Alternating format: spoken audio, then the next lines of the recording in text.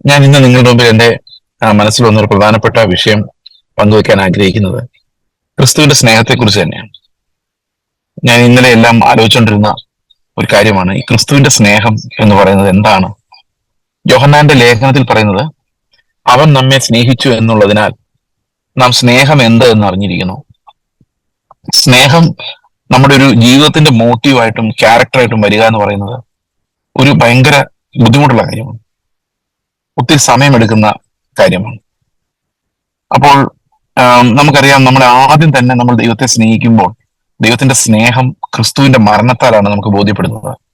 അവൻ നമുക്കായി മരിച്ചിരിക്കാൻ, അവൻ നമ്മെ ആദ്യമേ സ്നേഹിച്ചിരിക്കാൻ നാം സ്നേഹം എന്തെന്ന് അറിഞ്ഞിരിക്കുന്നു.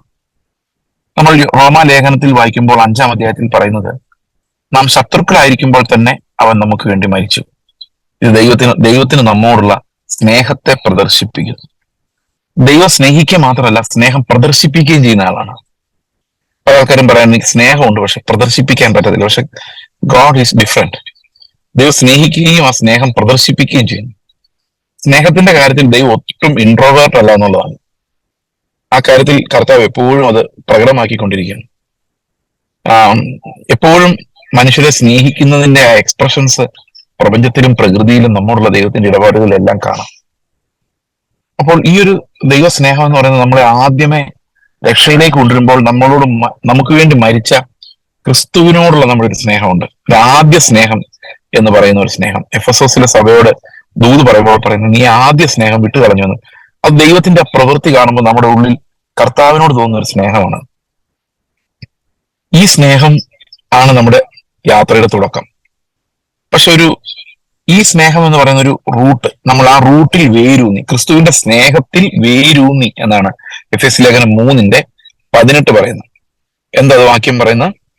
നിങ്ങൾ ഓരോരുത്തരും വിശ്വാസത്താൽ ക്രിസ്തു നിങ്ങളുടെ ഹൃദയങ്ങളിൽ വസിക്കേണ്ടതിന് വരം നൽകണമെന്നും നിങ്ങൾ സ്നേഹത്തിൽ വേരൂന്നി. അപ്പോ 2 തരത്തിൽ സ്നേഹത്തെ നമുക്ക് മനസ്സിലാക്കാം. ഒന്ന്, വേര് ഇറങ്ങി ചെല്ലുന്ന സ്നേഹം. മറ്റൊന്ന് ഫലമായി പുറത്തു വരുന്ന സ്നേഹം. ഈ ക്രിസ്തുവിന്റെ സ്നേഹം ആദ്യം അറിയുമ്പോൾ നമ്മൾ വിശ്വാസ ജീവിതത്തിൽ മുമ്പോട്ട് പോകാൻ വേണ്ടി സ്നേഹത്തിലേക്ക് നമ്മൾ വേരുകൾ ഇറക്കുകയാണ്. സ്നേഹത്തിൽ വേരൂന്നി. അത് നമ്മുടെ തുടക്കം അങ്ങനെ തന്നെയാണ്, ദൈവ സ്നേഹത്തിനകത്താണ്. അതുകൊണ്ടാണ് നമ്മൾ എപ്പോഴും ആ ബെനഡിക്ഷൻ പറയുമ്പോൾ പിതാവായ ദൈവത്തിന്റെ സ്നേഹം എന്ന് പറയുന്നത്. അവിടെയാണ് തുടങ്ങുന്നത്. ഈ കവനന്റ് ഓഫ് ഗ്രേസ് നമ്മൾ കഴിഞ്ഞ ദിവസം വായിച്ചപ്പോഴും പറഞ്ഞപ്പോഴും അത് തന്നെയാണ്. ദ ലവ് ഓഫ് ഗോഡ്, അത് മനുഷ്യനോടുള്ള ദൈവത്തിന്റെ ആർദ്ര കരുണ, അൺലിമിറ്റഡ് ആയിട്ടുള്ള അൺകണ്ടീഷണൽ ആയിട്ടുള്ള സ്നേഹം. ഈ സ്നേഹമാണ് ശരിക്കും നമ്മുടെ രക്ഷയുടെ ഫൗണ്ടേഷൻ. ആ വേര് നമ്മൾക്ക് ഊന്നാൻ പറ്റുന്നത് ബൈ ഫെയ്ത്ത്. നമ്മൾ ആ രക്ഷയുടെ സന്തോഷത്തിൽ, ആ സ്നേഹത്തിൽ വേരുന്നു. ശരിക്കും പറഞ്ഞു കഴിഞ്ഞാൽ ക്രിസ്തുവിനെ അറിയുന്നത് വരെ. അതുകൊണ്ട് യോഹന്നാൻ പറയുന്നത് കർത്താവ് നമുക്ക് വേണ്ടി മരിച്ചിരിക്കാൻ, അവൻ നമ്മളെ ആദ്യം സ്നേഹിച്ചിരിക്കാൻ നാം സ്നേഹം എന്തെന്ന് അറിഞ്ഞിരിക്കുന്നു എന്ന് പറഞ്ഞു കഴിയുമ്പം അതിനു മുമ്പ് നമുക്ക് സ്നേഹം എന്തെന്ന് അറിയില്ലായിരുന്നു. നമ്മൾ ലോകത്തിൽ ഏത് ചരിത്രം എടുത്ത് നോക്കിയാലും സ്നേഹം കൊണ്ട് പ്രശസ്തനായ ആരും ക്രിസ്തുവിന് മുമ്പില്ല.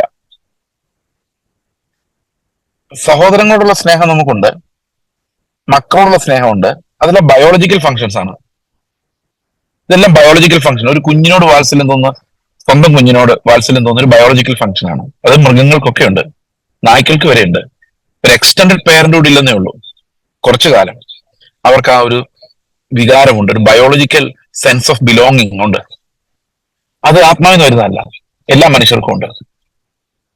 അതുപോലെ നിങ്ങൾ ഏതെങ്കിലും ദൂര സ്ഥലത്ത് ചെല്ലുമ്പോൾ, ഒരുപക്ഷെ ചന്ദ്രനെ ചെല്ലുമ്പോൾ, അവിടെ ചായ ഇട്ട് നിന്നുകൊണ്ടിരിക്കുന്ന ഒരു മലയാളിയെ കണ്ടാൽ ആ മലയാളിയുടെ ഒരു സ്നേഹം തോന്നും. ഓ, മലയാളിയാ അല്ലേ ചോദിക്കും. അതൊരു സ്നേഹമാണ്. അത് ആത്മാവ് തരുന്നൊന്നല്ല. അത് നമുക്ക് സാമൂഹ്യ ഐഡന്റിഫിക്കേഷൻ കൊണ്ടുണ്ടാകുന്നതാണ്.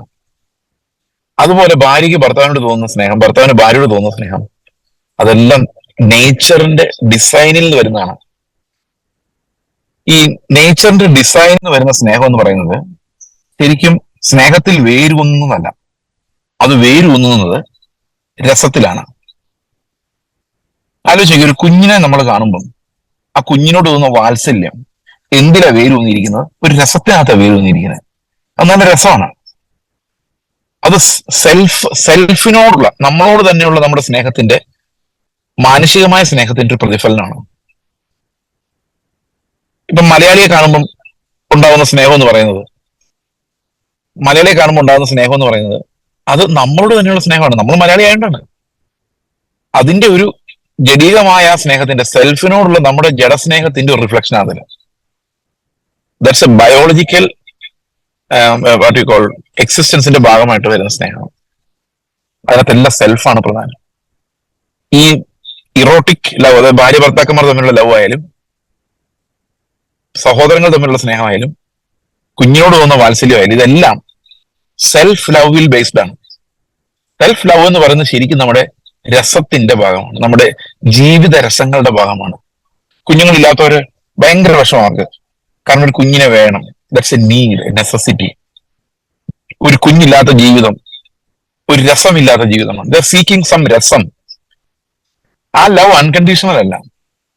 ആ ലവ് എന്നെ തിരിച്ച് രസിപ്പിക്കുന്നുണ്ട്, എൻജോയ് ചെയ്യിപ്പിക്കുന്നുണ്ട്. അത് സഹോദരങ്ങൾ തമ്മിലുള്ളതായാലും, എല്ലാ സോഷ്യൽ ഇന്റർകോഴ്സുകളിലും, എല്ലാ സാമൂഹ്യ ഇടപാടുകളിലും ശരിക്കും നമുക്ക് ഡിറൈവ് ചെയ്തെടുക്കാൻ പറ്റുന്ന, കുടുംബത്തെ എല്ലാം ഡിറൈവ് ചെയ്തെടുക്കാൻ പറ്റുന്ന സ്നേഹം എന്ന് പറയുന്നത് ശരിക്കും വേരൂന്നിയിരിക്കുന്ന സ്നേഹത്തിലല്ല, വേരൂന്നിയിരിക്കുന്നത് എൻജോയ്മെന്റിലാണ്. നമുക്കത് ശരിക്കും മനസ്സിലാക്കാൻ പറ്റും. ഈ എൻജോയ്മെന്റ് കുറയുമ്പോഴാണ് സ്നേഹം ഇല്ല എന്നൊക്കെ തോന്നുന്നത്. Because not really love, but it does not entertain us any longer. അപ്പോ ശരിക്കും പറഞ്ഞു കഴിഞ്ഞാൽ മനുഷ്യരുടെ പാപ ജഡം എപ്പോഴും വേരൂന്നിയിരിക്കുന്ന അവന്റെ കംഫർട്ടിനകത്തും പ്ലഷറിനകത്തുമാണ്. അപ്പോഴാണ് സുവിശേഷത്തിനകത്ത് നമ്മൾ അത്ഭുതകരമായ ഒരു കാര്യം കേൾക്കുന്നത്. ഒന്നും എന്നിൽ നിന്ന് തിരിച്ചു കിട്ടാനില്ലാത്ത ദൈവം, എനിക്ക് അങ്ങോട്ടൊന്നും കൊടുക്കാനില്ലാത്ത ദൈവം. നമ്മൾ പാട്ട് പാടുമ്പോൾ എന്തെങ്കിലുമൊക്കെ തിരിച്ചു കൊടുക്കും, 1000 പാട്ട് പാടുന്നൊക്കെ പറയുമെങ്കിലും നമ്മളെ കൊണ്ട് പ്രത്യേകിച്ച് ഒരു പ്രയോജനവും ഇല്ലാത്ത ദൈവം പാപികളായിരിക്കുമ്പോൾ തന്നെ, ശത്രുക്കളായിരിക്കുമ്പോൾ തന്നെ നമുക്ക് വേണ്ടി മരിക്കാൻ തന്നെത്താൻ ഏൽപ്പിച്ചു കൊടുത്തു എന്ന് പറയുമ്പോൾ ഉണ്ടാകുന്ന ഒരു ഒരു ഒരു ഞെട്ടലുണ്ട്, ഒരു ആന്തരികമായ ഒരു പ്രകമ്പനം. ഓ മൈ ഗോഡ്, ഇതെന്താണ്? ഇത്രയും സകലത്തെ സൃഷ്ടിച്ച ദൈവം എനിക്ക് വേണ്ടി ഇങ്ങനെ തന്നെത്താൻ ഇൻവെസ്റ്റ് ചെയ്യുക, വിട്ടുകൊടുക്കുക എന്ന് പറഞ്ഞു കഴിഞ്ഞാൽ, അത് ഭയങ്കരമാണല്ലോ. അതെങ്ങനെ സാധിക്കും? ഇതാണ് സുവിശേഷത്തിൽ ആദ്യത്തെ ഷോക്ക് നമുക്ക് ലഭിക്കുന്നത്. We are introduced to something new. അതാണ് സ്നേഹം എന്ന് പറയുന്നത്. ഇന്ന് പല ആൾക്കാർ ഇൻട്രൊഡ്യൂസ്ഡ് ആകുന്ന ഒരു പുതിയ മതവ്യവസ്ഥയോടാണ്. ഒരു പ്രയോജനമില്ല. നമ്മൾ പലപ്പോഴും മതത്തിൽ വേരൂന്നുന്നവരാണ്. Correctness of spirituality. ശമര്യക്കാരസിയുടെ കർത്താവ് പറയുമ്പം ആ മലയിലാണോ ഈ മലയിലാണോ, അതാണ് ചോദ്യം. Which is correct? അല്ലെങ്കിൽ ഞങ്ങൾ ഇങ്ങനെ പറയുന്നു, നിങ്ങൾ അങ്ങനെ പറയുന്നു. നിങ്ങൾ ജെറുസലേമിൽ എന്ന് പറയുന്നു, ഞങ്ങൾ ഈ മലയുടെ മേളിൽ എന്ന് പറയുന്നു. Which is correct? അതാണ് അവിടുത്തെ പ്രോബ്ലം. അപ്പൊ ഒരു ഇൻകറക്റ്റ് റിലീജിയനിൽ നിന്ന് ഒരു കറക്റ്റ് നമ്മൾ വിശ്വസിക്കുന്ന റിലീജിയനിലോട്ട് എത്തിയിട്ട്, അല്ലെങ്കിൽ വിശ്വാസ പ്രമാണത്തിലോട്ടോ എത്തിയാൽ ക്രിസ്തുവിലേക്ക് എത്തി എന്ന് പറയാൻ സാധിക്കില്ല. നമ്മൾ ചിലപ്പം കറക്റ്റ് ഡോക്ടറിൻസ് ആയിരിക്കും പറയുന്നത്, പക്ഷെ അത് ക്രിസ്തുവിലേക്ക് നമ്മൾ എത്തി എന്നുള്ളതിന്റെ തെളിവല്ല. ഇത് നമ്മൾ പ്രത്യേകമായി കരുതേണ്ട ഒരു കാര്യമാണ്. നമ്മൾ എത്ര ഉപദേശങ്ങൾ കേട്ടാലും പ്രസംഗിച്ചാലും ഈ ക്രിസ്തുവിന്റെ സ്നേഹത്തിൽ വേരൂന്നാതെ ഇരിക്കാൻ സാധ്യതയുണ്ട്. അങ്ങനെ മതത്തിന്റെ സ്ട്രിക്ട്നെസ് മാത്രം നോക്കി ശരി എന്ന് ചിന്തിക്കുന്ന കുറെ ഉപദേശങ്ങളിലേക്ക് എത്തുമ്പോഴും അവർ വേരൂന്നുന്നത് അവരുടെ തന്നെ കംഫർട്ടിലും എന്റർടൈൻമെന്റിലുമാണ്. അപ്പോൾ അങ്ങനെ വരുമ്പോൾ you get the right messages, you get the right doctrine, but you don't get Christ. കഴിഞ്ഞ ദിവസം ഞാനൊരു ട്രഡീഷണൽ ചർച്ചിൽ പോയി. കഴിഞ്ഞ സൺഡേ, ഇന്നലെ. ശരിക്കും പറഞ്ഞു കഴിഞ്ഞാൽ സൺഡേ ഞാൻ പോകാറില്ലാത്തതാണ്. പക്ഷെ അവർ ഒത്തിരി നിർബന്ധിച്ചാണ് എന്നെ വിളിച്ചത്. ഞാൻ പറഞ്ഞു ശരി, ഓക്കെ, ആയിക്കോട്ടെ, വരാം. അവിടെ ചെന്നപ്പോൾ കേരളത്തിലെ പ്രശസ്തമായ ഒരു ട്രഡീഷണൽ സഭയാണ്, IPC ആണ്. എന്റെ പ്രിയ സഹോദരങ്ങളെ, ഒരു വകയും അവർക്കറിയില്ല. യേശുക്രിസ്തു എന്താ ചെയ്തെന്ന് പോലും അറിയില്ല. പാസ്റ്റർ ഒരു വിധത്തിൽ പ്രോസ്പെരിറ്റി ഇല്ല എന്ന് പറഞ്ഞാലും, ഞാൻ അങ്ങോട്ട് ചെല്ലുമ്പോൾ പുള്ളി അതാ പറഞ്ഞുകൊണ്ടിരിക്കുന്നത്, പ്രോസ്പെരിറ്റി ഇല്ല എന്ന് പറഞ്ഞാലും ദൈവം നമ്മുടെ ആവശ്യങ്ങൾ നിറവേറ്റുന്ന ദൈവമാണ്. Only that one thing. ഞാൻ അവിടെ സംസാരിക്കുമ്പോഴെല്ലാം എനിക്ക് മനസ്സിലായത്, ദേ ഡോണ്ട് നോ ക്രൈസ്റ്റ്. അവർക്ക് കർത്താവ് ചെയ്ത് എന്താണോ ഒരു പിടിയുമില്ല. ഒത്തിരി ആളുകൾ കറക്റ്റ് എന്ന് വിചാരിച്ചുകൊണ്ട് ഉപദേശങ്ങളിൽ ഉറയ്ക്കുകയും എന്നാൽ ക്രിസ്തുവിനെ ഒരിക്കലും അറിയാതിരിക്കുകയും ചെയ്യുന്നു എന്നുള്ളത് ഇന്നൊരു യാഥാർത്ഥ്യമാണ്. നമ്മുടെ സഭയിലും സംഭവിക്കാം. Over A period of time, if you insist on doctrines and do not insist on love, insist on correctness but never think about Christ or the truth or the absolute, നമുക്ക് ഇത് തന്നെ സംഭവിക്കാം. അതുകൊണ്ടാണ് ഈ വിശുദ്ധീകരണത്തിന്റെ തുടക്കം എന്ന് പറയുന്നത് സ്നേഹത്തിൽ വേരൂന്നുക എന്ന് പറയുന്നതാണ്. അപ്പൊ we are planted in love. അങ്ങനെയാണെങ്കിൽ സ്നേഹത്തിൽ വേരൂന്നാൻ പറ്റുള്ളൂ. ക്രിസ്തുവിന്റെ സ്നേഹത്തിൽ വേരൂന്നണമെങ്കിൽ നമ്മൾ എവിടെയായിരിക്കും നട്ടിരിക്കുന്നത്? നമ്മൾ മണ്ണിൽ വേരൂന്നണമെങ്കിൽ മണ്ണിൽ നട്ടാലല്ലേ പറ്റൂ. അപ്പൊ നമ്മളെ ക്രിസ്തുവിന്റെ സ്നേഹത്തിൽ നട്ടിരിക്കുന്നു. ഇനി എന്ത് ചെയ്യണമെന്ന് വെച്ച് കഴിഞ്ഞാൽ ഇതിങ്ങനെ വലിച്ചു കയറ്റി നമ്മളത് നമ്മുടെ സിസ്റ്റത്തിന്റെ ഭാഗമായിട്ട് അവസാനം ഇത് ഫലമായി വെളിയിൽ വരണം. ഈ ഒരു പ്രോസസ്, നമ്മൾ ക്രിസ്തുവിൽ നട്ടപ്പെട്ടിരിക്കുന്ന നമ്മൾ, ക്രിസ്തുവിൽ കണക്ട് ആക്കപ്പെട്ടിരിക്കുന്ന നമ്മൾ, യേശുക്രിസ്തുവിന്റെ സ്വഭാവത്തെ തന്നെയാണ് ആത്മീക ഫലമായി കായ്ക്കുവാൻ ദൈവം വെച്ചിരിക്കുന്നത്. ഈ സ്നേഹത്തിന് ചില പ്രത്യേകതകളുണ്ട്. ക്രിസ്തുവിന്റെ സ്നേഹത്തിന് ചില പ്രത്യേകതകളുണ്ട്. അതാണ് നമ്മൾ ഈ സ്നേഹത്തെക്കുറിച്ച് മെഡിറ്റേറ്റ് ചെയ്യുമ്പോൾ പല സ്ഥലത്തും കാണുന്നത്. എന്താണ് ക്രിസ്തുവിന്റെ സ്നേഹം? അൺകണ്ടീഷണൽ സ്നേഹം, ഒരു വ്യവസ്ഥകളുമില്ലാത്ത സ്നേഹം. ഒരു വ്യവസ്ഥകളുമില്ലാത്ത സ്നേഹം. ഇത് നമ്മളിൽ നിന്ന് എങ്ങനെയാണ് വെളിയിലേക്ക് വരുന്നത്? ഈ വെളിയിലേക്ക് വരുന്ന സ്നേഹത്തിന്റെ ചില അടയാളങ്ങൾ നമുക്ക് നോക്കാം. ഒന്ന്, എനിക്ക് ഏറ്റവും സ്ട്രൈക്ക് ചെയ്തിട്ടുള്ള ഒരു കാര്യം, ഈ കൗൺസിലിങ്ങിലൊക്കെ സാധാരണ മനഃശാസ്ത്രജ്ഞന്മാർ പറയുന്ന ഒരു കാര്യമാണ് എംപതറ്റിക് ലവ് എന്ന് പറയുന്നത്. ഒരു മിനിറ്റ്.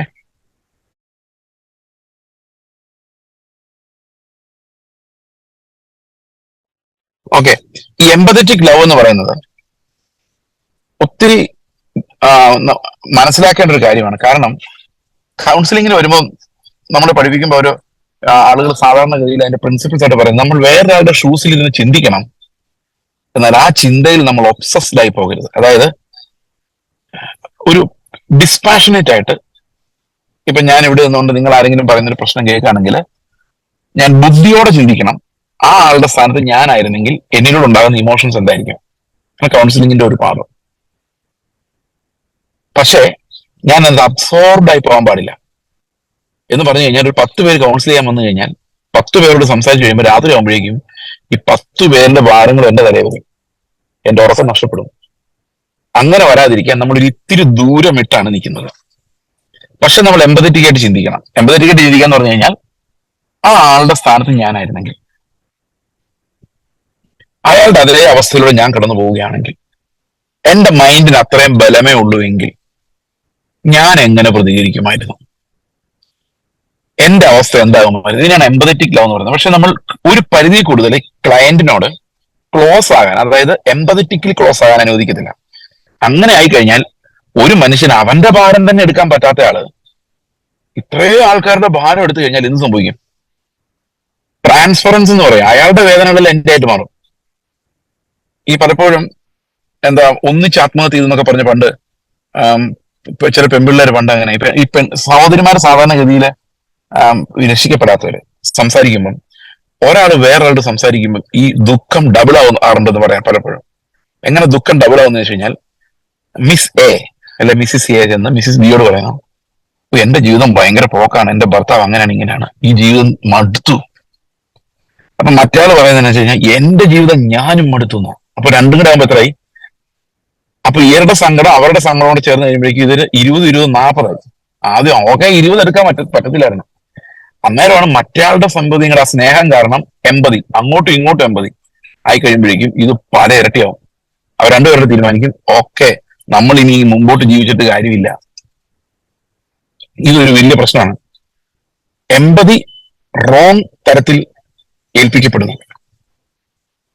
എന്നാൽ സാധാരണഗതിയിൽ ഒരാള് അയ്യോ എനിക്ക് ഭയങ്കര സങ്കടമാണെന്ന് പറഞ്ഞു കഴിയുമ്പം ഈ പുരുഷന്മാരുടെ സാധാരണ രീതി, ഇത് എല്ലാവരും അങ്ങനെയാണെന്നല്ല കേട്ടോ പറയുന്നത്, സാരമില്ല അന്നും ഓ അതൊക്കെ അങ്ങനെയൊക്കെയാ എന്ന് പറഞ്ഞ് തോളത്ത് തട്ടി അങ്ങ് വിടും. ഇവന്റെ പ്രശ്നമൊന്നും തീരില്ല, പക്ഷെ അവനത് വളർത്തിയെടുക്കാൻ അവസരം കൊടുക്കില്ല. അപ്പൊ ഓരോ കോൺവെർസേഷൻ നമ്മൾ ചെയ്യുമ്പം, ഈ കൗൺസിലിംഗ് റിലേഷൻഷിപ്പ് എന്ന് പറഞ്ഞു കഴിഞ്ഞാൽ അതിനകത്ത് നമ്മൾ സൂക്ഷിക്കേണ്ട കുറെ കാര്യങ്ങളുണ്ട്. എംപതറ്റിക് ആയിരിക്കണം, അവന്റെ ദുഃഖത്തെ കോമ്പൗണ്ട് ചെയ്യരുത്, സൊല്യൂഷൻ ഇല്ലാത്തൊരവസ്ഥയിലേക്ക് കൊണ്ടുപോകരുത്. അതേ സമയത്ത് തന്നെ ദൂരെ നിൽക്കുകയും ചെയ്യണം. ദൂരെ നിൽക്കുക എന്ന് പറഞ്ഞു കഴിഞ്ഞാൽ you cannot get emotionally entangled in their situation. പക്ഷെ കർത്താവ് എന്താ ചെയ്തത്? കർത്താവ് ശരിക്കും എന്റെ ഇമോഷൻസിനകത്ത് ഇൻവോൾവ് ആയി. He carried my emotions, he carried my pain, it multiplied on him. അതെങ്ങനെ മനസ്സിലാക്കുന്ന വെച്ച് കഴിഞ്ഞാൽ, ലാസർ മരിക്കുമ്പോൾ മാർത്ത എന്തുകൊണ്ടാ കരഞ്ഞെന്ന് കർത്താവിന് അറിയാം. Empathetically he knows. പക്ഷെ അതേ സമയത്ത് he also cries, becomes part of the pain. ഇത് മനുഷ്യനെ കൊണ്ട് അസാധ്യമാണ്. ഇത്രയും പേരുടെ ബേർഡനും വേദനയും പാപത്തിന്റെ പരാജയങ്ങളും എല്ലാം ഹി ടുക്ക് അപ്പോൺ ഹിംസെൽഫ് എന്ന് പറയുന്നത്, അത് എന്നെ സംബന്ധിച്ച് ഒരു വലിയൊരു മിറക്കിളായിട്ടാണ്. കാരണം ഞാൻ അനുഭവിക്കുന്ന വേദന അനുഭവിക്കുകയും അതേ സമയത്ത് ദൂരെ നിന്നല്ല, എനിക്ക് പകരം എന്റെ ആ ഭാരത്തെ എടുത്തുകൊണ്ട് കർത്താവ് ക്രൂശിലേക്ക് നടക്കുമ്പോൾ എത്ര ഭയങ്കര വേദനയുടെ മൾട്ടിപ്ലിക്കേഷൻ ആണ് ആ ശരീരത്തിലുണ്ടായിരുന്നത്, ആ മനസ്സിലുണ്ടായിരുന്നത്. He was tortured in his mind, persecuted. വേറെ ആരെങ്കിലും ഒരു നിമിഷം പോലും ജീവിക്കില്ലായിരുന്നു. But in obedience he carried it to the cross. ശരിക്കും പറഞ്ഞു കഴിഞ്ഞാൽ ആ സ്നേഹത്തിൽ വേരൂന്നാൻ നമ്മളെ വിളിക്കുന്നത് തന്നെ ഒരു അത്ഭുതകരമായ ദൈവകൃപയാണ്. Because you don't get that anywhere else. ലോകത്തിൽ ഒരിടത്തും ഇങ്ങനെ ഒരു സ്നേഹത്തിന്റെ ഒരു മുങ്ങൽ, സ്നേഹത്തിന്റെ ഒരു കടലിലേക്കുള്ള ഒരു മുങ്ങലില്ല. Everywhere it is defined in selfish terms, self enhancement. നമ്മുടെ ഒരു എൻഹാൻസ്മെന്റ് ഓർ ഓഗ്മെന്റിങ് ആയിട്ടുള്ള സ്നേഹത്തെ കുറിച്ച് മാത്രമേ ലോകത്തിൽ എവിടെയും പറയുന്നുള്ളൂ. But Christ is the first person who defined love like this. അതിനുമ്പ് അങ്ങനെ പ്രതിഭാസമില്ല. അപ്പോൾ ക്രിസ്തുവിന് മുൻപ് ഒരിക്കലും ഒരു കഥപുസ്തകത്തിൽ പോലും, ഒരു ഭാവനയിൽ പോലും അർഹതയില്ലാത്തവർക്ക് വേണ്ടി ജീവനെ വെച്ചു കൊടുക്കുന്ന ഒരാളില്ല. ഒരാളുടെ മനസ്സിന്റെ ഭാവനയിൽ പോലും വന്നിട്ടുമില്ല. ഒരു കഥപുസ്തകത്തിലും ഇല്ല, ചരിത്രത്തിലും ഇല്ല. അർഹതയില്ലാത്തവർക്ക് വേണ്ടി ജീവൻ വെച്ചു കൊടുക്കുന്ന അതൊരാൾക്ക് വേണ്ടിയല്ല. അപ്പോൾ ഈ ഒരു സ്നേഹം എന്ന് പറയുന്ന ആ സ്നേഹത്തിലേക്ക് നമ്മൾ നടപ്പെട്ടിട്ടുണ്ടോ? Are we planted in that love എന്നുള്ളത് ഒരു വലിയൊരു ചോദ്യമാണ്. നിങ്ങൾ അങ്ങനെ ഒന്ന് ആലോചിച്ച് നോക്കി, ഈ ഒരു സ്നേഹത്തിനകത്തേക്കാണ് ഞാൻ നഷ്ടപ്പെട്ടിരിക്കുന്നതെങ്കിൽ, if I'm planted in that love, ഞാൻ എപ്പോഴും അനുഭവിക്കേണ്ടത് എന്റെ ഞരമ്പുകളിലൂടെ, ഈ ട്രങ്കിലൂടെ മുകളിലേക്ക് വരേണ്ട വെസൽസ് ഉണ്ടല്ലോ, തൈലം ഫ്ലോയം എന്നൊക്കെ പറഞ്ഞ കേട്ടില്ലേ, പണ്ട് പഠിച്ചിട്ടില്ലേ? മുകളിലേക്ക് ഇങ്ങനെ കയറി വരേണ്ടത് ക്രിസ്തുവിന്റെ സ്നേഹമാണ്. അതാണ് യോഹന്നാൻ 15 എന്റെ പിതാവ് തോട്ടക്കാരൻ, ഞാൻ മുന്തിരിവള്ളിയുമാണ് എന്ന് പറഞ്ഞിട്ട് എന്നിൽ വസിക്കുക എന്ന് പറയുന്നത്. ഈ വേരൂന്നുക, വസിക്കുക, റിലീജിയനേക്കാളും പ്രധാനം, നമ്മൾ ചെയ്യുന്ന കാര്യങ്ങളുടെ കറക്റ്റ്നെസ്സിനേക്കാളും പ്രധാനം ഈ വസിക്കുക എന്ന് പറയുന്ന പരിപാടിയാണ്. To abide in him, to draw from him, to be rooted in Christ. ഈ ക്രിസ്തുവിൽ റൂട്ടഡ് ആയി കഴിയുമ്പോൾ നമ്മൾ അപ്പോഴും വേര് ക്രിസ്തുവിലാണെങ്കിലും നമ്മുടെ പഴയ പ്രകൃതം പലപ്പോഴും നമുക്ക് കാണും. So that is why there is a long process of sanctification and pruning. ഈ സാങ്ക്ടിഫിക്കേഷനിലൂടെ നമുക്കൊരു കർത്താവ് കാണിച്ച ഒരു എംപതറ്റിക് ലവ്. ഈ എംപതി സിമ്പതി തമ്മിൽ ഭയങ്കര ഡിഫറൻസ് ഉണ്ട്. നമ്മൾ പലപ്പോഴും സിമ്പതി കാണിക്കാറുണ്ട് ആൾക്കാരോട്, പക്ഷെ എംപതി കാണിക്കുമ്പോഴാണ് നമ്മൾ തകർന്നു പോകുന്നത്. എംപതി കാണിക്കാൻ ഭയങ്കര പ്രയാസവുമാണ്. ഉദാഹരണത്തിന്, ഒരാൾക്ക് ഭയങ്കര തലവേദനയാണ്. അപ്പോൾ ആള് പറയാണ് എനിക്ക് എപ്പോഴും ഭയങ്കര തലവേദനയാണ്. അല്ല വേണ്ട, അത് എന്റെ ഭർത്താവ് എന്നെ ഇടിക്കുകയാണ്, എല്ലാ ദിവസവും കള്ളു കുടിച്ചിട്ട് ഇടിക്കുകയാണ്. എനിക്കത് ഒട്ടും സഹിക്കാൻ പറ്റത്തില്ല.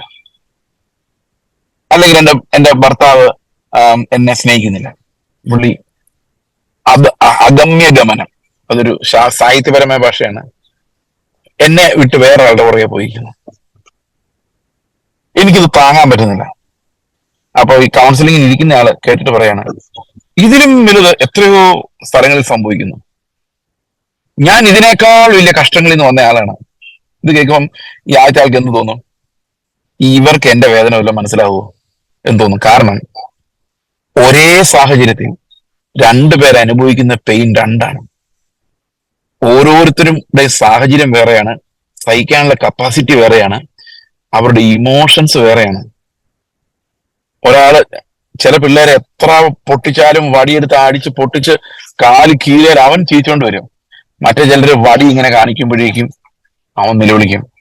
ഈ വടി ഇങ്ങനെ കാണിക്കുമ്പോഴേക്കും നിലവിളിച്ച പയ്യൻ വന്ന് പറയാം, എന്നെ അവർ അടിക്കുന്നു പറഞ്ഞു പേടിപ്പിച്ചെന്ന് പറയും. മറ്റവൻ എന്നാ പറയും, ഞാനത് അടി കൊണ്ടിട്ടത് എന്റെ കാല് കണ്ടോ എല്ലാം പൊട്ടിയിരിക്കുകയാണ്. നീ നിസ്സാര കാര്യമല്ല. അതാണ് എമ്പതി എന്ന് പറഞ്ഞത്. We need to understand the mind of that person. എന്തുകൊണ്ടാണ് ഇങ്ങനെ ചെറിയൊരു സ്റ്റിമുലന്റ് വന്നപ്പോഴേക്കും ഇത്രയും ഇമോഷണൽ ആയിട്ട് അയാൾ ബിഹേവ് ചെയ്ത്? എന്തുകൊണ്ടാണ്? അതിന്റെ റീസൺ എന്താണ്? എവിടെയാണ് ഇമോഷണൽ ഇഞ്ചുറി വന്നിരിക്കുന്നത്? ഈ രീതിയിലാണ് നമ്മളിപ്പോ ഓരോരുത്തരുടെയും പെയിൻ നമ്മൾ വിചാരിക്കുന്ന പോലെ മാത്തമാറ്റിക്സ് പോലെ ഇതിനെ കാൽക്കുലേറ്റ് ചെയ്യാൻ എനിത്തിങ് മൾട്ടിപ്ലൈഡ് ബൈ 0 = 0 എന്ന് പറയുന്ന പോലെ ഇത് ഈസി ആയിട്ട് പരിഗണിക്കാൻ പറ്റുന്ന ഒരു കാര്യമല്ല. സോ എംപതറ്റിക് ലവ് എന്ന് പറയുന്നത് ഒരു മനുഷ്യന്റെ ഇമോഷൻസിനോട് എമ്പതി കാണിക്കുക എന്നുള്ളതാണ്. ഇപ്പൊ ഞാൻ ഒരു വീട്ടിലൊരു മരണം സംഭവിച്ചു. എന്റെ ബ്രദറെ, നിങ്ങൾക്കറിയാം, എന്റെ അപ്പനും അമ്മയൊക്കെ മരിക്കുമ്പോൾ ഞാൻ വിശ്വാസത്തോടെ ഒരു തുള്ളി കണ്ണുനീര് വീണില്ല. നിങ്ങൾ ഇങ്ങനെ കിടന്ന കരയില്ലെന്ന് പറഞ്ഞു കഴിഞ്ഞാൽ അയാളുടെ കപ്പാസിറ്റിയിലായി, അയാളുടെ കപ്പാസിറ്റി. ഇനി അയാൾക്കുണ്ടായിരുന്ന സ്നേഹമായിരിക്കില്ല ഇയാൾക്കുണ്ടായിരുന്നത്. There are so many equations at work. അപ്പൊ ശരിക്കും എമ്പതി എന്ന് പറയുന്നത്, കർത്താവിന്റെ എമ്പതി എന്ന് പറയുന്നതും നമ്മൾ ഒന്ന് സൂക്ഷ്മമായിട്ട് പരിശോധിച്ച് കഴിഞ്ഞാൽ ഇപ്പം റിയാലിറ്റി ബേസ്ഡ് അല്ല, ഇമോഷൻസ് ബേസ്ഡ് ആണ്. ഞാനൊരു എക്സാമ്പിൾ പറഞ്ഞാല്, ലാസറിന്റെ കഥ. ലാസർ മരിക്കുന്ന സമയത്താണ് കർത്താവ് ഏറ്റവും എമ്പതറ്റിക് ആയിട്ട് ഞാൻ കാണുന്ന ഒരു സ്ഥലം. ലാസർ പുനരുത്ഥാനം ചെയ്തു വരുമെന്ന് മാർത്തയ്ക്ക് അറിയാം. യേശുക്രിസ്തുവിന് ഒരു കാര്യം കൊണ്ട് അറിയാം, 5 മിനിറ്റിനുള്ളിൽ ലാസർ എഴുന്നേറ്റ് വരുമെന്നറിയാം. വെറും 5 മിനിറ്റിനുള്ളിൽ ലാസർ വരുമെന്നറിയാം. റിയാലിറ്റി അതാണ്. There is nothing to cry about. അല്ലേ? ശരിയല്ലേ? ഇപ്പൊ ഞാൻ അവിടെ ചെന്നിക്കുകയാണെങ്കിൽ ഇവരെല്ലാം കരയുവാണ്, ഞാനാണ് സൗഖ്യം വരുന്നതെങ്കിൽ എന്റെ മുഖത്തിൽ ചിരി വരുള്ളൂ. നോക്കിക്കോടാ, ഇപ്പൊ കണ്ടോ എഴുന്നേറ്റ് വരും, നീയൊക്കെ എന്തിനായിരുന്നു കരയുന്നത്, ഇങ്ങനെ വരുള്ളൂ. ചിന്തിച്ചു നോക്കിയേ, നമ്മുടെ കയ്യിൽ അതിന്റെ സൊല്യൂഷൻ ഇരിക്കുമല്ലേ? നമ്മുടെ കയ്യിൽ അതിന്റെ സൊല്യൂഷൻ ഇരിക്കുമ്പം അത് എന്താ, വളരെ സിമ്പിൾ ആയിട്ട് ഞാൻ ഇപ്പൊ സോൾവ് ചെയ്ത് തരാം, നിങ്ങൾ കരയല്ലേ എന്നാ പറഞ്ഞു. പക്ഷെ കർത്താവ് ഇപ്പൊ സോൾവ് ചെയ്യാൻ പോവാണ്. കർത്താവിനറിയാം. പക്ഷെ ഈ കരച്ചിലിന്റെ കൂടെ ചേർന്ന് കർത്താവ് കരയാണ്. അതാണ് ഈ ഇമോഷണൽ എമ്പതി എന്ന് പറയുന്നൊരു സാധനം. ഈ ഇമോഷണൽ എമ്പതി എന്ന് പറയുമ്പോൾ സൊല്യൂഷൻ ഉണ്ടോ ഇല്ലോ എന്നുള്ളതല്ല, കരയാൻ മാത്രമുള്ള റീസൺ ഉണ്ടോ എന്നുള്ളതല്ല, ചിലപ്പോൾ ഇല്ലായിരിക്കും. But we are joining in that emotion. ഇത് ശരിക്കും ക്രിസ്തീയ സ്നേഹത്തിന്റെ ഒരു ഭയങ്കര എക്സാമ്പിൾ. കർത്താവിന്റെ സ്നേഹത്തിനകത്ത് അങ്ങനെ പല മാനങ്ങളുണ്ട്. സോ എമ്പതി എന്ന് പറയുന്നത് അതും emotional empathy to emotions of a person. ഒരു മനുഷ്യൻ വൈകാരികമായി ഏത് അവസ്ഥയിലാണ് എന്നുള്ളതിനോട് എമ്പതി കാണിക്കുന്ന ഒരു സ്നേഹമാണ് കർത്താവ് കാണിക്കുന്നത്. ഞാൻ ഇന്ന് രാവിലെ ഈ വണ്ടി ഓടിച്ചുകൊണ്ടിരിക്കുമ്പോഴും എന്റെ മൈൻഡിൽ വന്ന കാര്യമാണിത്. What is unique about the love of Christ, the empathetic love of Christ? അപ്പോൾ അതിനകത്ത് പ്രവൃത്തികളോ റിയാലിറ്റിയോ എന്താണ് എറ്റേണൽ ട്രൂത്ത്, ഇതൊന്നും നോക്കുന്നില്ല. You just look at that person and B that person with that much of emotional growth. ഉദാഹരണത്തിന് ഒരു കൊച്ച് കരയുന്നു. ആ കുഞ്ഞ് കരയുമ്പോൾ ഇഞ്ചക്ഷൻ എടുക്കുമ്പോഴായിരിക്കും കരയുന്നത്. ഈ ഇഞ്ചക്ഷൻ എടുക്കുമ്പം കരയുന്ന കൊച്ചിനോട് നമ്മൾ പറയാണ്, ഇഞ്ചക്ഷനൊക്കെ ഇത്രയൊക്കെ ഉള്ളൂ, ഇപ്പൊ വേദന മാറും, ഒരു ഉറുമ്പ് കടിക്കുന്ന വേദനയേ ഉള്ളൂ, അങ്ങനെ പറയാം അല്ലേ? പറഞ്ഞിട്ടില്ലേ? അപ്പം നമ്മൾ ചിരിക്കുമായിരിക്കും കൊച്ചു കരയുമ്പോ, അയ്യോ എന്നൊക്കെ പറഞ്ഞ് ചുമ്മാ തമാശ. പക്ഷെ നിങ്ങൾ ഒരു നിമിഷം ആലോചിക്കുക, കൊച്ചിന്റെ കൂടെ ഇരുന്ന് കരയുന്നു, അങ്ങനെയുള്ള ആൾക്കാരും ഉണ്ട്. എമ്പതി എന്ന് പറയുന്നത് ഇമോഷണൽ ഐഡന്റിഫിക്കേഷൻ ആണ്. ഓക്കെ, പക്ഷെ അത് ദൈവം അനുവദിക്കുന്നിടത്തോളം മാത്രമേ നമുക്ക് പറ്റുള്ളൂ. ലോകത്തുള്ള എല്ലാവരോടും എമ്പതറ്റിക് ആയിട്ട് പോയി കഴിഞ്ഞാൽ നമ്മൾ തട്ടിപ്പോ ഒരു നിമിഷം കൊണ്ട് ഹാർട്ട് അറ്റാക്ക് ഉണ്ടാകും. കാരണം ഒരാളുടെ ഭാരം തന്നെ നമുക്ക് താങ്ങാൻ പറ്റില്ല. അപ്പൊ കർത്താവിന്റെ ആശ്വാസത്തോടു കൂടി മാത്രം നമ്മുടെ ഉള്ളിൽ ഈ ക്രിസ്തുവിന്റെ സ്നേഹം വളർന്നു വരുന്നത് അത് ദൈവം തരുന്ന റിസോഴ്സസിനാലാണ്. നമ്മളെ കൊണ്ട് ഒരിക്കലും ഇത് സാധിക്കില്ല. That is why every spiritual virtue has to come from that spiritual source which is Christ. അതുകൊണ്ടാണ് നമ്മൾ ക്രിസ്തുവിൽ വേരൂന്നി എന്ന് പറഞ്ഞിരിക്കുന്നത്. അപ്പൊ വേരൂന്നുമ്പോ എന്ത് സംഭവിക്കും? ഇത് എഫെസർ 3:18 ക്രിസ്തുവിൽ വേരൂന്നി. പിന്നെ പറയുന്നത് ആ വേരൂന്നുന്നതിന്റെ ഫലം എന്താണെന്നുള്ളത് സകല വിശുദ്ധന്മാരോടും കൂടെ ഗ്രഹിക്കേണ്ടതിന്, അതായത് കർത്താവിന്റെ സ്നേഹത്തിന്റെ പല ഡൈമെൻഷൻസ് ഈ വിശുദ്ധരോടുകൂടെ ഗ്രഹിക്കേണ്ടതിന്. ഞാൻ പലപ്പോഴും ആലോചിച്ചിട്ടുണ്ട്, ഈ മിഷണറിമാരായിട്ട് പോകുന്നവർ പോലും, സഭ നടത്തുന്നവര്, എൽഡർഷിപ്പ് കുറെ കഴിയുമ്പോൾ എല്ലാം ടെക്നിക്കലായിട്ട് മാറും.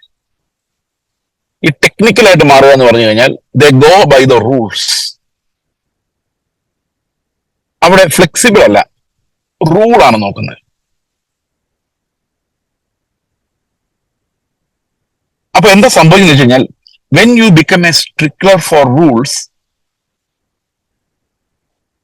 ഈ സ്നേഹം എന്ന് പറയുന്ന ഒരു സാധനം പതുക്കെ പതുക്കെ അപ്രത്യക്ഷമാകും.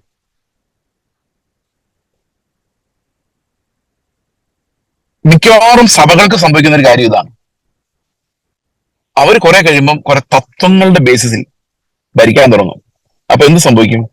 ഈ ആളുകളുടെ വ്യക്തികൾ അനുഭവിക്കുന്ന ക്രൈസിസിലൂടെ കടന്നു ചെല്ലാൻ പറ്റത്തില്ല. നമ്മുടെ പല റിലേഷൻഷിപ്പിലും സംഭവിക്കും. We become very very organised. എല്ലാം ഒരേപോലെ നടക്കണമെന്ന് നമ്മൾ ചിന്തിക്കുമ്പോൾ അവിടെ ആത്മാവിന്റെ ഡൈവേഴ്സിറ്റി, ഓരോരുത്തരോടും ഇടപെടാനുള്ള ആത്മാവിന്റെ ഡൈവേഴ്സ് ഇന്റർവെൻഷൻസ് നമുക്ക് മിസ്സായി പോകും. ശരിയല്ലേ? ഇപ്പൊ ഒരാളെ കാണുമ്പം ആളോട് എങ്ങനെ പെരുമാറണം എന്നുള്ള ആത്മാവിന്റെ ഒരു ഗൈഡൻസ്, ഒരാളുടെ ഏത് രീതിയിൽ എത്ര അളവിൽ ഇടപെടണം എന്നുള്ള, ഏത് രീതിയിൽ സംസാരിക്കണം എന്നുള്ള കാര്യത്തിൽ ആത്മാവിന്റെ ഒരു ഗൈഡൻസ് നമുക്കില്ലാതെ പോകും. Because we are following rules that we made. അപ്പൊ ശരിക്കും ഇപ്പം ദൈവത്തിന്റെ സ്നേഹത്തിന്റെ നീളം, ഉയരം, ആഴം, പിന്നെന്താ നീളം, ഉയരം, ആഴം, എന്താ വിട്ടുപോയത്? വീതി. അത് തന്നെ. ഇത് ഓരോന്നും അറിയുന്നതിന് ഓരോരോ വഴികളാ.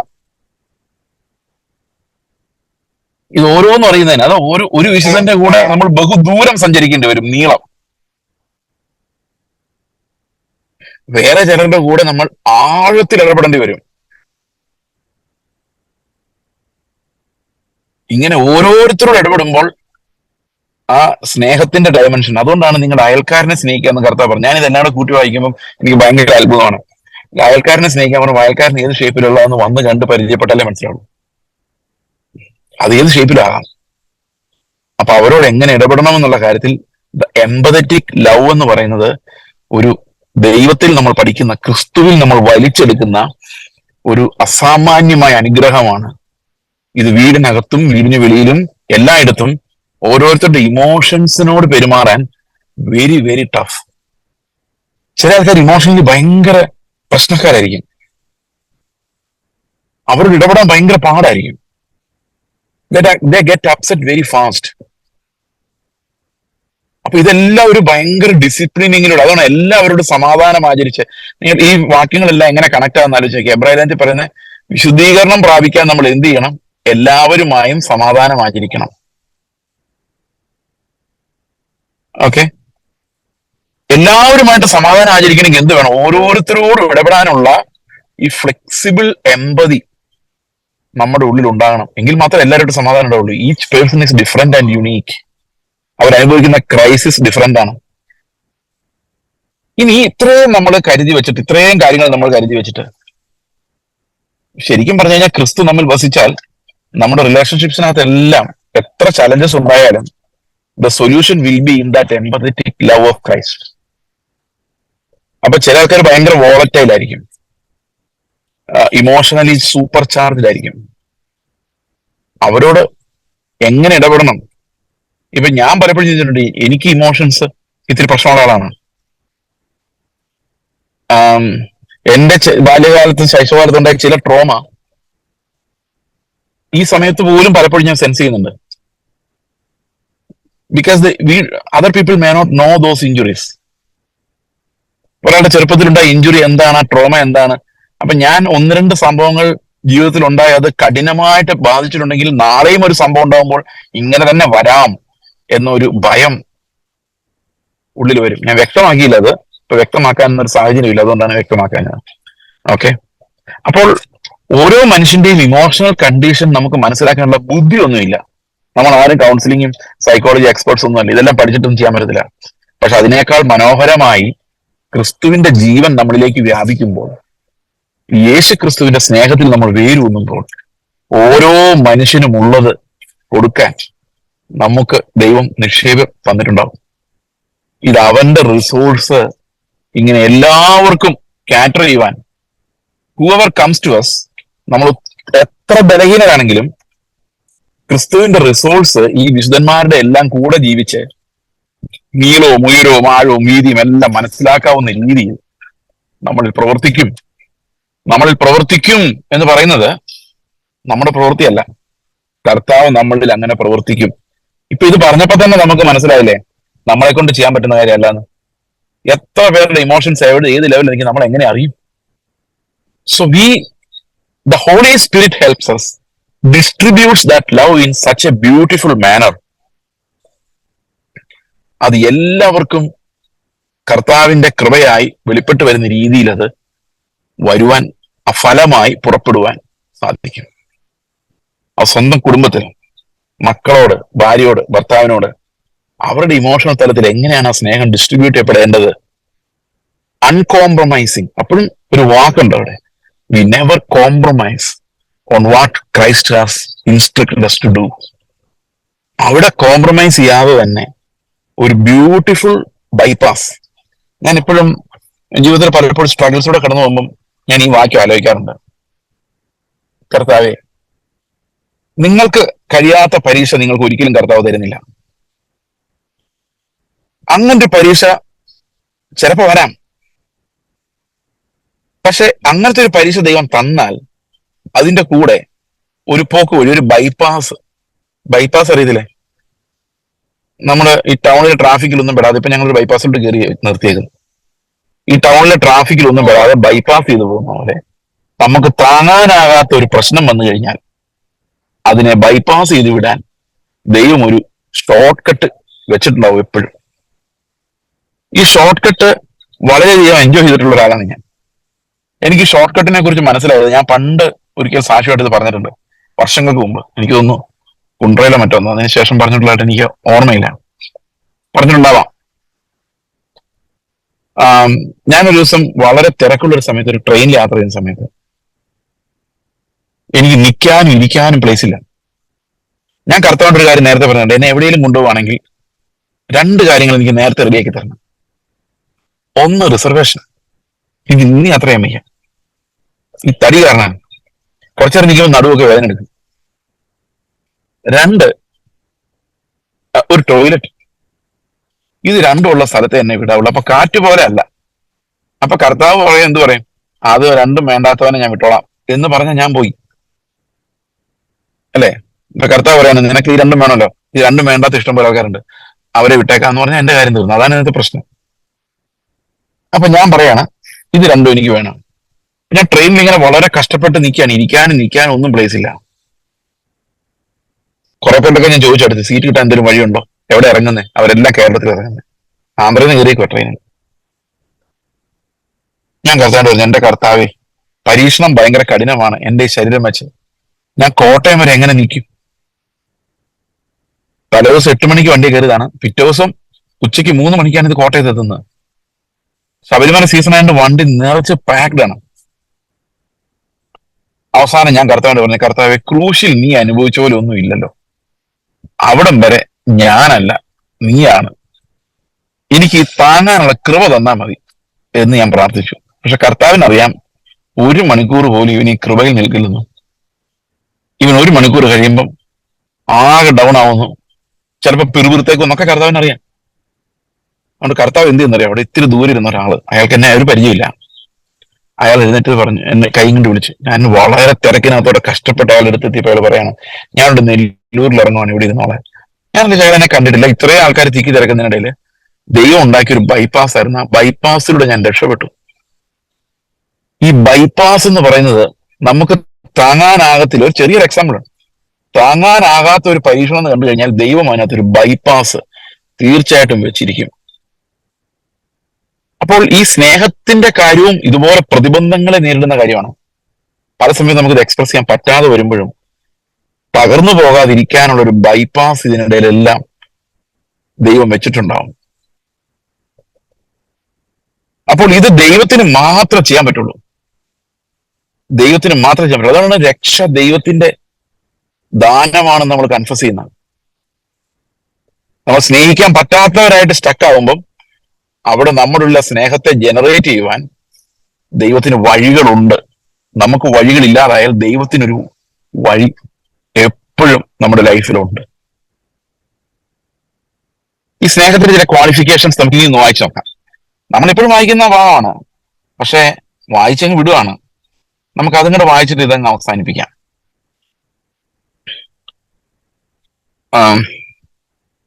ഒന്ന് കൊരിന്ത്യർ ലേഖനം 13-ാം അധ്യായം.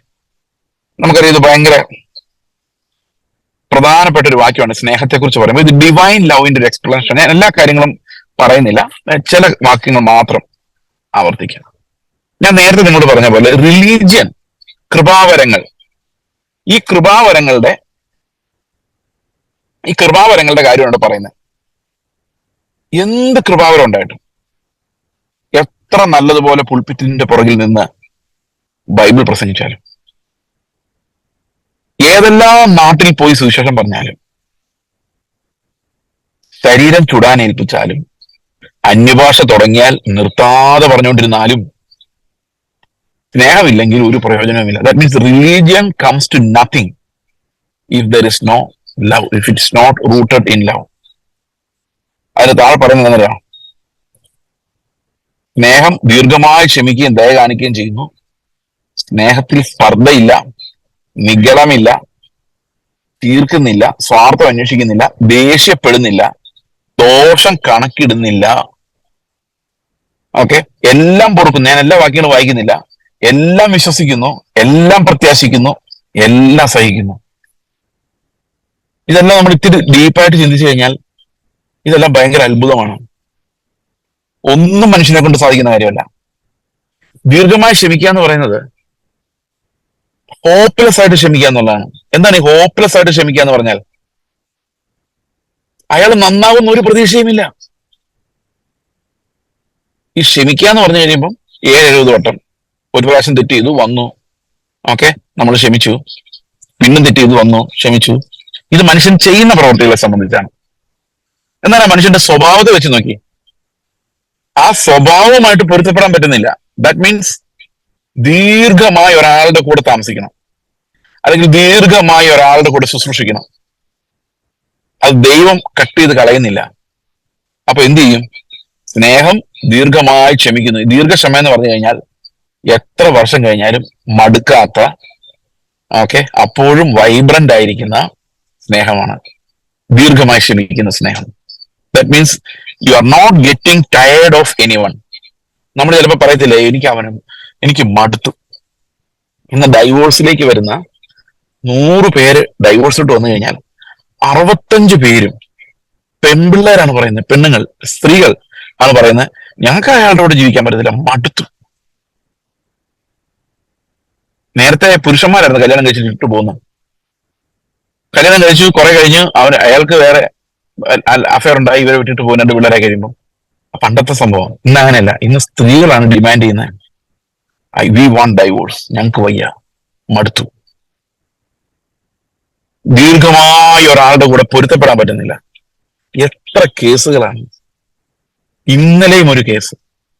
അതെങ്ങനെ ഹാൻഡിൽ ചെയ്യുന്നറിയാൻ ഞാൻ പ്രാർത്ഥിച്ചുകൊണ്ടിരിക്കുകയാണ്. So many such cases. അവർ കല്യാണം കഴിച്ച് 2-3 വർഷമായുള്ളൂ, but they're in deep trouble. ഇങ്ങനെ വലിയ വലിയ പ്രശ്നങ്ങൾ. പ്രിയ സഹോദരങ്ങളെ, ഈ ക്രിസ്തുവിന്റെ സ്നേഹം നമ്മുടെ ഉള്ളിലേക്ക് വരുമ്പോഴേ ഈ ദീർഘമായ ക്ഷമ, ദോഷം കണക്കിടാതിരിക്കുക. നമ്മുടെ മൈൻഡ് ദോഷം കണക്കിട്ടുകൊണ്ടേയിരിക്കും, അല്ലെ? നമ്മുടെ മൈൻഡ് എല്ലാവർക്കും ദോഷം കണക്കിട്ടുകൊണ്ടിരിക്കും.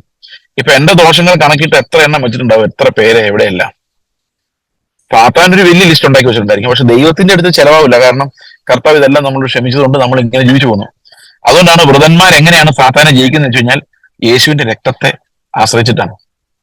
കാരണം ക്ഷമിക്കപ്പെടാത്ത ഒരു പാപവും നമ്മിൽ അവശേഷിക്കുന്നില്ല. ക്ഷമിക്കപ്പെടാത്ത ഒരു പാപവും നമ്മിൽ അവശേഷിക്കുന്നില്ലാത്തതുകൊണ്ട് ഈ നമുക്കെതിരെ കുറ്റം പറയുന്ന അപവാദി സ്വർഗത്തിൽ നിന്ന് താഴെ വീഴ്ത്തപ്പെട്ടിരിക്കുന്നത് കൊണ്ട് എത്ര പറഞ്ഞാലും ക്ഷമിക്കപ്പെടാത്തതായിട്ട് ഉള്ളതല്ലാത്തതുകൊണ്ട് നമ്മൾ പറയുന്നത് എങ്ങനെയാണെന്ന് അറിയാം? കുഞ്ഞാടിന്റെ രക്തത്താൽ ഞാൻ ഈ അപവാദിയെ ജയിക്കുന്നു. കാരണം ഈ രക്തം എന്റെ പാപങ്ങളെ ക്ഷമിച്ചിരിക്കുന്നു, എന്റെ ബലഹീനതകളെ മറച്ചിരിക്കുന്നു. വീണ്ടും അക്യൂസ് ചെയ്യുന്ന ഡെവിൾ എന്ത് ചെയ്യുന്നു? ദോഷം കണക്കിടുന്നു. ഇങ്ങനെ ദോഷം കണക്കിടുന്ന മനുഷ്യരുണ്ട് ഇഷ്ടം പോലെ. അവർ വായെടുത്തു കഴിഞ്ഞാൽ ഭാര്യയുടെ കുറ്റം, ഭർത്താവിന്റെ കുറ്റം, മക്കളുടെ കുറ്റം, അപ്പനമ്മമാരുടെ കുറ്റം, അവരുടെ മാത്രം കുറ്റമില്ല. They are really good victims. ഒരു നല്ല ഇരകളാണ് അവർ. ബാക്കിയുള്ളവർ അവരെ പീഡിപ്പിച്ച് കഷ്ടപ്പെടുത്തി വല്ലാതാക്കിയിരിക്കുകയാണ്. പ്രിയ സഹോദരങ്ങളെ, നമ്മളെ പോലെ പ്രതികളായ ആരുമില്ല. We are the people who needed, who deserved condemnation. യഥാർത്ഥ സ്നേഹത്തിനകത്ത് ഈ വേറൊരാളുടെ കുറ്റങ്ങളിലേക്ക് നമ്മൾ പോകുന്നതേ ഇല്ല. കാരണം അപ്പോഴും നിങ്ങൾ വിചാരിക്കുക അങ്ങനെയാണ് എങ്ങനെയുള്ള ജീവിക്കാലോ. അങ്ങനെയല്ല. ഒരു മനുഷ്യൻ വ്യഭിചാരിയോ, കൊലപാതകനോ, ധനമോഹിയോ, വിഗ്രഹാരാധനക്കാരനായി കണ്ടാൽ ഒരു സഭയ്ക്ക് അയാൾ ഡിസിപ്ലിൻ ചെയ്യാൻ അധികാരമുണ്ട്. ഓക്കെ, പക്ഷെ ബലഹീനതകൾ, ഈ ബലഹീനതകൾ എന്ന് പറയുന്നതാണ് ഈ ദീർഘക്ഷമയ്ക്ക് നമ്മൾക്ക് ഏറ്റവും വലിയ തടസ്സം. ഇന്ന് അനേകം കുറവുകളെ മറയ്ക്കുന്ന ഒന്നാണ് ശരിക്കുമുള്ള സ്നേഹം എന്ന് പറയുന്നത്. കുറവുകളെ മറയ്ക്കാത്തത്, അതിനെ എൻഹാൻസ് ചെയ്യിപ്പിക്കുന്നത്. ഞാൻ എപ്പോഴും പറയാറുള്ള ഒരു കാര്യമാണ് യേശു എങ്ങനെയാണ് യൂദാസിനെ സ്നേഹിച്ചതെന്ന്.